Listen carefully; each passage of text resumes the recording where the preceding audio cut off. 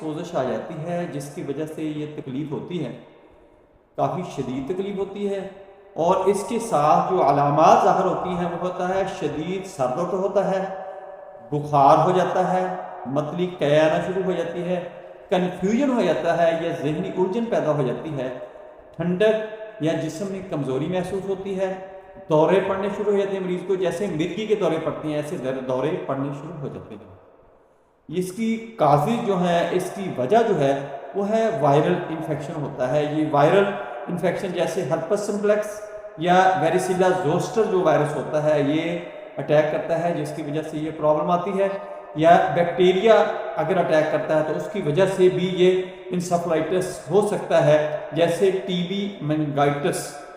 یہ اگر bacteria attack کرتے ہیں تو پھر بھی یہی مسئلہ بنے گا اور یہی علامات آئیں گی۔